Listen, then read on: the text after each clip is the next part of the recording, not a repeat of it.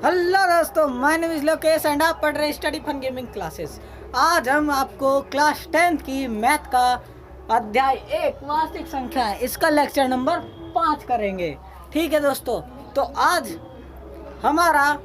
हम आज करेंगे उदाहरण नंबर 2। ठीक है, और अगर ये पूरा हो गया तो हम उदाहरण नंबर 3 करेंगे। और दोस्तों, इसी तरह हमारे क्लासेस चलती रहेंगी और आप लाइक करना, शेयर करना और कमेंट करना, और अगर चैनल पर नए हो तो सब्सक्राइब भी करना और बेल आइकन दबा लेना, क्योंकि तभी आपको वीडियो की नोटिफिकेशन मिलेगी। तो दोस्तों चलो शुरुआत करते हैं आज हमारे इस लेक्चर की। ठीक है, और ये लेक्चर में जो भी हम क्वेश्चन कराएंगे वो आपको मैं से मक्खन लगेंगे। तो चलिए दोस्तों शुरुआत करते हैं।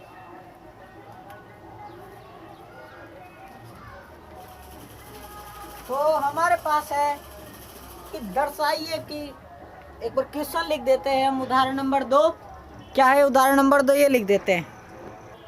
तो दोस्तों ये हमारा क्वेश्चन है कि उदाहरण नंबर 2 है कि दर्शाइए कि प्रत्येक धनात्मक संपूर्णांक 2q के रूप का होता है। यानी कि प्रत्येक धनात्मक पूर्णांक, कोई भी धनात्मक पूर्णांक हो वो 2q के रूप का होगा, और जो प्रत्येक धनात्मक विषम पूर्णांक है वो 2q प्लस 1 के रूप का होता है। ये हमें दर्शाना है। जहाँ पर ये जो q है ना, ये q वो है कोई पूर्णांक है। क्या है? इंटीजर है। पूर्णांक को इंग्लिश में क्या कहते हैं? इंटीजर्स। तो दोस्तों शुरुआत करते हैं कि किस तरह हम इसे दर्शा सकते हैं। तो दर्शाने से पहले हम आपको बता दें कि ये क्या है, हमें ये प्रश्न इसमें क्यों दे रखा है। क्या ये यूक्लिड विभाजन एल्गोरिथम, यूक्लिड विभाजन प्रमेयिका इनसे संबंधित है? हाँ दोस्तों, ये प्रश्न उनसे ही संबंधित है। किस तरह? एक बार हम उससे संबंध निकाल कर देखते हैं कि वह संबंधित है या नहीं है। तो हमें पता है यूक्लिड विभाजन प्रमेयिका क्या होती है कि भाई a है, उसमें b का भाग दिया तो q और r प्राप्त हो गया। जहाँ पर a है ना वो बराबर होता है b गुणा q प्लस r के। ये होता है ना? ठीक है, ये होता है। लेकिन अपने को यहाँ पे a तो दे ही नहीं रखा। चलो अब ये तो है हमारे पास, क्या है? प्रमेयिका है। कौन सी? यूक्लिड विभाजन प्रमेयिका। ठीक है, और एल्गोरिथम यानी कि इसको बार बार करते जाओ, रिवाइज करते जाओ, चरण लिखते जाओ, तो उसे हम एल्गोरिथम कह देते हैं। ठीक है, तो जो ये है इसे, तो इसमें कहीं a और b दे रखा है? नहीं दे रखा भाई, यानी कि ये संबंधित नहीं है दोस्तों। एक बार बताना कि संबंधित है कि नहीं। तो दोस्तों ये संबंधित है। किस तरह? क्या बोल रहा है? प्रत्येक धनात्मक संपूर्णांक, और यहाँ पे बोल रहा है धनात्मक विषम पूर्णांक बोल रहा है ना दोस्तों। तो देखो भाई, यहाँ पर गौर लगा के देखो, धनात्मक संपूर्णांक और एक धनात्मक विषम पूर्णांक। अब सम विषम को छोड़ दो, सम और विषम है ना, उसे तो एक बार त्याग दो, आप त्याग कर दो, छोड़ दो। क्या बचा? धनात्मक पूर्णांक बचा। क्या बचा दोस्तों? धनात्मक पूर्णांक। दोस्तों वीडियो को स्किप करके मत देखना, अच्छी तरह आपको ये क्वेश्चन आपको पेपर में भी मिले ना, मैं से मक्खन लगेगा। ठीक है,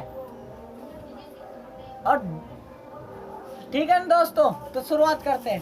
तो सम और विषम को छोड़ दो, क्या बचा? धनात्मक पूर्णांक बचा। धनात्मक पूर्णांक बचा। अब हम ये नहीं बोल रहे कि धनात्मक सम पूर्णांक, धनात्मक विषम पूर्णांक, इस तरह नहीं बोल रहे। क्या बोल रहे हैं? धनात्मक पूर्णांक। अच्छा, इसे मैंने एक बार के लिए a मान लिया। क्या मान लिया? a मान लिया। ठीक है, अब मैंने ये a इसे ही मान लिया कि a आ गया अपने पास। तो ये a है ना, अगर वो धनात्मक संपूर्णांक है तब तो 2q के रूप का होगा, और अगर वो धनात्मक विषम पूर्णांक है, क्या धनात्मक विषम पूर्णांक है, तो वो किसके रूप का होगा? 2q प्लस 1 के, इसके रूप का होगा ये। अब ये 2q यानी क्या है? 2 गुणा q, ठीक है। यहाँ पे क्या लगा रहता है? गुणा लगा रहता है इस तरह, 2 गुणा q, ठीक है। अब प्लस में मैं 0 भी लगा सकता हूँ, ठीक है। और यहाँ पे 2 गुणा q प्लस 1, ये भी बोल सकता हूँ। तो देखो इन पूर्णांक की जगह अब इनको हटा दो यहाँ से, इसे रब कर दो एक बार के लिए। यहाँ से हमने एक बार इसे क्या कर दिया? रब कर दिया। मान लो किस तरह रब कर दिया? इस तरह, कुछ इस तरह हमने इसे रब कर दिया। हमने अब सम विषम छोड़ो, अब की बार क्या धनात्मक पूर्णांक का वैल्यू रखो। क्या है? a है, यहाँ पे a, यहाँ पे भी a रख दिया मैंने। धनात्मक सम है या विषम ये हमें नहीं पता है दोस्तों, ठीक है, लेकिन हमने धनात्मक पूर्णांक का वैल्यू रख दिया ये। तो a बराबर है 2 गुणा q प्लस 0 के, a बराबर है 2 गुणा q प्लस 1 के। तो यहाँ पर ये a, यहाँ पे a बराबर है b गुणा q प्लस 1 के। ये आया कि नहीं? प्लस, सॉरी, यहाँ पे प्लस r के, क्या प्लस r के, ये बोल रहा हूं मैं। क्या ये चीज आपको यहाँ दिख रही है? दिख रही है कि नहीं दोस्तों? बताओ जल्दी। a बराबर है b गुणा q प्लस r, a बराबर है b गुणा q प्लस r।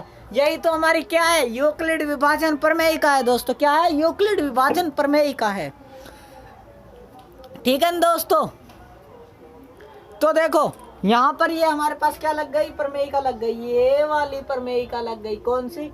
यूक्लिड विभाजन प्रमेयिका। अब देखो हमने बताया था कि जो ये b है ना, b हमेशा, सॉरी, जो ये b है ना, उससे पहले हम ये देखते हैं, r है ना, ये r, वो हमेशा छोटा होगा किससे? b से।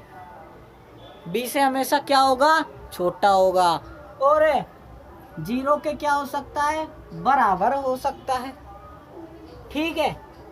ये हमने इसके हिसाब से बताया था। तो यहाँ पर है, अब देखो a तो पता नहीं क्या है, क्यों भी नहीं पता। b क्या है? b बराबर के आगे, इस यहाँ पे बराबर लगा लो, ठीक है। यहाँ पर बराबर के आगे वाला क्या होता है? b होता है। यहाँ पे क्या है? 2 है, तो b क्या है दोस्तों? यहाँ पर 2 है। इस पर्सन के हिसाब से ये जो ये 2 और ये 2 दिख रहा है, ये क्या है? क्या है दोस्तों? क्या है? 2 है। अच्छा, r क्या आएगा फिर?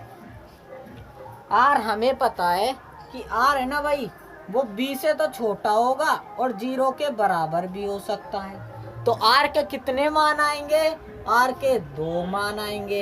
एक तो 0 हो सकता है भाई r, और एक हो सकता है, क्या 2 भी हो सकता है? b है 2 और b से तो हमेशा छोटा होगा, यानी कि b का मान अब क्या है? 2 है, तो 2 से तो हमेशा छोटा होगा। अब इसके लिए यहाँ पर अगर मैं 2 लिखूं तो दोस्तों नहीं पार पड़ेगी। क्यों? क्योंकि b का मान, r का मान b से छोटा होता है, और r ही हमारे पास 2 है, तो 2 से तो छोटे आएंगे जो भी कुछ आएंगे। तो 2 से छोटे लिखो, यहाँ पे 1 तक लिख दिया हमने। तो r का मान क्या आया दोस्तों? 0 और 1 आया। क्या आया? 0 और 1 आया, ठीक है। r का मान 0 और 1 आ गया, ठीक। यानी कि अब देखो यहाँ पर क्या, r का मान 0 और 1 आ गया। यहाँ पे b का मान 2 है, a का मान पता नहीं है। इधर बताओ, a ये रहा अंदर का, b का मान कितना है? 2 है। उससे हमारे पास r के मान कितने आ सकते हैं? या तो 0 आ सकता है या फिर 1 आ सकता है। एक बार 0 आ गया, और कितनी बार गया भाग? क्यों बार गया? कितनी बार? क्यों बार। इसी तरह a आ गया, उसमें b का भाग दिया, b कितना है? 2 है। 2 का भाग दिया तो क्यों बढ़ गया और कितना शेषफल बचा, 1 बचा। ठीक है, कितना शेषफल बचा, 1 बचा। अच्छा तो फिर क्या हुआ, 1 ही तो बचा। देखो दोस्तों, अब 1 किसके बराबर है यहाँ पर, तो इस वाले पोर्शन में किसके बराबर है, ए बराबर है 2 गुणा क्यू, 2 गुणा क्यू प्लस 0 के। और इस वाले में इस पोर्शन में किसके बराबर है, ए बराबर है 2 गुणा क्यू, 2 गुणा क्यू प्लस 1 के, प्लस किसके, 1 के। ठीक है दोस्तों, ध्यान से देखना, वीडियो बड़ा मजेदार होने वाला है। ठीक है, तो यहाँ पर तो ये आ गया और यहाँ पर ये आ गया, ये आ गए। ठीक है, अब यहाँ पर तो इसे मैं a बराबर है 2 क्यों लिख सकता हूँ ना, क्योंकि 0 का कोई महत्व नहीं है, हटा दो। तो ये आ गया धनात्मक समपूर्णांक, धनात्मक विषम पूर्णांक वो छोड़ दिया हमने, बस यहाँ पर क्या लिया है, a लिया है। ठीक है, धनात्मक समपूर्णांक 2q प्लस 0 के, ये a है, यहाँ पे a मान लिया समपूर्णांक, सम को छोड़ो, सिर्फ धनात्मक पूर्णांक को मैंने a मान लिया और a अपने पास ये आ गया। यहाँ पर भी ये 2q प्लस 1 के रूप के आ गया, यानी कि ये 2 चीजें आ गई अपने पास। अब देखो दोस्तों, मैंने क्या बताया, यूक्लिडी विभाजन प्रमेय का लगा दी दोस्तों, किस तरह, अभी देखो मैं एक बार रब करके अच्छी तरह बताता हूँ। देखो हमारे पास क्या क्या आ गया था, a बराबर आ गया था 2q के और a बराबर आ गया था 2q प्लस 1 के। और ये a क्या था, एक धनात्मक पूर्णांक था। क्या था, धनात्मक पूर्णांक था। तो a की जगह तो हमने रख दिया धनात्मक पूर्णांक, इस साइड लिख देते हैं हम, a की जगह हमने रख दिया धनात्मक पूर्णांक, वो बराबर है किसके, 2q के। और यहाँ पर a की जगह भी हमने धनात्मक पूर्णांक ही रख दिया। ठीक है, वो किसके बराबर है, 2q प्लस 1 के। अब ये धनात्मक समपूर्णांक कब होगा, धनात्मक विषम पूर्णांक कब होगा, ये देखो, जब इसमें इनमें अगर 2 का पूरा भाग चला जाता है तो वो धनात्मक समपूर्णांक होगा। अगर इनमें 2 का पूरा भाग नहीं जाता है तो वो धनात्मक विषम पूर्णांक होगा। तो इस वाले में हमारे पास 2 का पूरा भाग चला जाता है, क्या, पूरा, क्या दोस्तों, पूरा भाग। ठीक है, तो ये क्या होगा, समपूर्णांक होगा। और इसमें हमारे पास 2 का पूरा भाग नहीं जाता है तो ये क्या होगा, विषम पूर्णांक होगा। ठीक है, बस हमें ये बताना था, दर्शाना था। तो हमें किस तरह दर्शाना था वो देखो। अब हमने बता दिया कि अगर 2 का पूरा भाग इनमें चला गया तो सम होगा, अगर 2 का पूरा भाग नहीं गया तो विषम होगा, ये बता दिया हमने, तो बस। ठीक है, अब इसका मेथड देखो कि हम इसे लिखेंगे किस तरह। देखो दोस्तों, जो मैंने बताया वैसे भी छाप के आओगे तो कुछ टेंशन नहीं, आपको नंबर पूरे में से पूरे मिलने वाले हैं। क्या बताया हमने कि भाई हमने एक धनात्मक पूर्णांक a ले लिया, वो बराबर कर दिया हमने, इन दोनों के बराबर सिद्ध कर दिया, ये मान लो आप। तो किस तरह सिद्ध किया, यूक्लिड विभाजन प्रमेय का लगाकर। ठीक है, हमने देखा। अब इसे सही तरह एकदम मेथड से हम लिखें तो किस तरह लिखेंगे, उसको एक बार रफ करके दोबारा से लिख देते हैं। तो देखो लिखते हैं हम, यहाँ पर धनात्मक समपूर्णांक, धनात्मक विषम पूर्णांक की बात कर रहा है, तो हम एक बार बोल देते हैं कि माना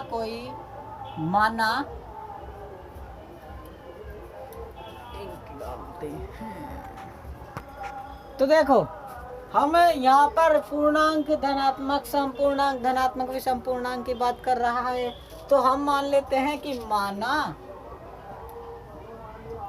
कोई धनात्मक पूर्णांक ए है, क्या है? ए है, तथा बी बराबर है किसके? 2 के। ये किस तरह पता चला? हमने अभी यूक्लिड विभाजन प्रमेयिका लगाई, ठीक है। तो यहाँ पर ये हमारे पास ये बराबर के साइड में ये जो दिख रहे थे, यही तो हमारे पास 2 होता है। आप इस तरह नहीं मानो तो यहाँ पर देख लो, 2 गुणा क्यू प्लस 0 इस तरह लिखा जाएगा। ये इसी तरह ये 2 गुणा क्यू प्लस 1 के बराबर लिखा जाएगा। तो ये बी गुणा क्यू प्लस आर के इसके बराबर हो रहा है ना। तो यहाँ पर जो ये है ये किसके बराबर आएगा? बी के आएगा, ठीक है। किसके बराबर आएगा? बी के बराबर आएगा, ठीक है। समझ में आया ना कि किस तरह ये हमारे पास जो ये था वो हमारे पास बी किस तरह आया? बी बराबर 2 किस तरह आया हमने आपको बताया। तो बी बराबर 2 हमने क्या कर दिया? लिख दिया। तो अब हमने क्या करा? कौन सी पर में या कौन सा एल्गोरिथम लगाया? यूक्लिड विभाजन। हमने क्या किया? यूक्लिड विभाजन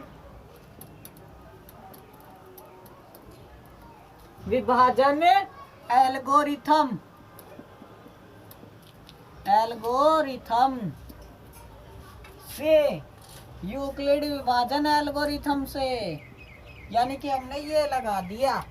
तो वहां पर जो ये क्यू है ना भाई, वो क्या है? 0 के बराबर या फिर 0 से बड़ा। जब हम ए आ गया हमारे पास, बी आ गया, बी कितना है? 2, तो ये क्यू आएगा और ये आर प्राप्त होगा। तो क्यू है वो 0 भी हो सकता है, 0 से क्या हो सकता है?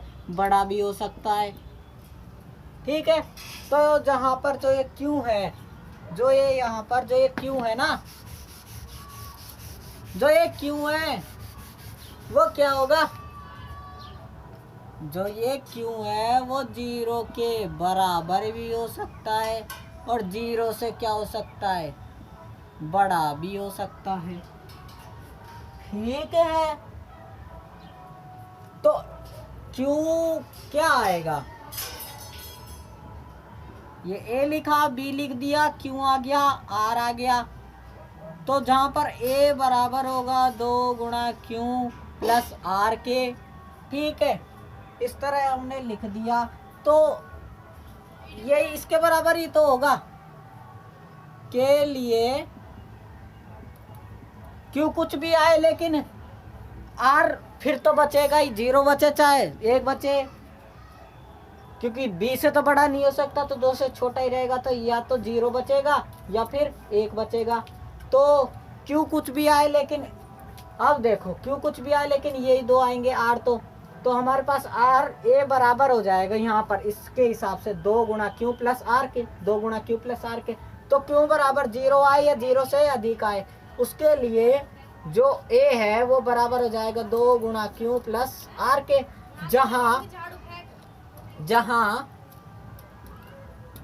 जहां दोस्तों क्या, जहां ये आर है ना, ये आर वो क्या आ सकता है? 0 आ सकता है। जहां आर बराबर 0 या फिर 1 होगा। किस तरह? क्योंकि आर है वो बी से हमेशा छोटा रहता है। आर है वो बी से, बी यानी कि कितना? 2, बी मतलब 2। क्यों? बी का मान कितना है आपकी बात? 2। तो 2 से छोटा होगा। कितना हो सकता है? 0 हो सकता है, 1 हो सकता है, जो कि किससे छोटे हैं? 2 से छोटे हैं। किससे छोटे हैं? 2 से छोटे हैं, ठीक है। तो हमारे पास आर का मान आ गया ये, ठीक है दोस्तों। अब क्या करना है? अब कुछ नहीं, अब तो बस हमें लिखना है ये चीज भी कि आर बी से छोटा होता है, क्योंकि वो भी पूछ ले भाई किस तरह आपने 0 और 1 ही निकाला, और कुछ नहीं आ सकता क्या है? और कुछ नहीं आ सके के। तो आर है वो छोटा होगा बी से, ठीक है, ये लिखना है। अब बी क्या है अपने पास 2 है, तो आर 2 से छोटा होगा और किसके बराबर हो सकता है, आर है वो 2 से छोटा होगा और 0 के बराबर हो सकता है। ठीक है, ये लिख दिया आपने, इस तरह हमने ये लिख दिया। तो ए बराबर किस किस के हो सकता है, अब आर की जगह वैल्यू रखो, ए बराबर हो सकता है 2 गुणा क्यू प्लस 0 के, या ए बराबर हो सकता है 2 गुणा क्यू प्लस, अब आर का मान 0 रख दिया, अब 1 रखो प्लस 1 के। ठीक है, ये है। ठीक है, तो यदि ए है ना वो बराबर होगा 2 क्यू प्लस 0 के, तब है तो ए धनात्मक सम पूर्णांक होगा, और यदि ए बराबर होगा 2 क्यू प्लस 1 के, तो ए धनात्मक विषम पूर्णांक होगा। ठीक है दोस्तों, तो देखो बस इतना सा हमें क्या करना था, उत्तर लिखना था। ये उदाहरण नंबर 2 का है। ठीक है, तो दोस्तों वीडियो कैसा लगा आप बताना, किसमें, कमेंट में, और वीडियो अच्छा लगो तो लाइक करना, और दोस्तों के पास तो शेयर कर ही दो दोस्तों, आपके फ्रेंड्स मित्र दोस्तों को भी इसका फ़ायदा मिलना चाहिए, इसका लाभ मिलना चाहिए, इसलिए ज़्यादा से ज़्यादा वीडियो को शेयर करें और लाइक करें, और चैनल पर नए हो तो चैनल को सब्सक्राइब करो और बेल आइकन दबाओ, और इसी तरह की वीडियो को जब हम अपलोड करें तो आप तक नोटिफिकेशन पहुंचे, इसलिए आप सब्सक्राइब कर लो चैनल को और बेल आइकन दबा लो। और मिलते हैं अगली क्लास में, अगले लेक्चर में, तब तक के लिए बाय बाय।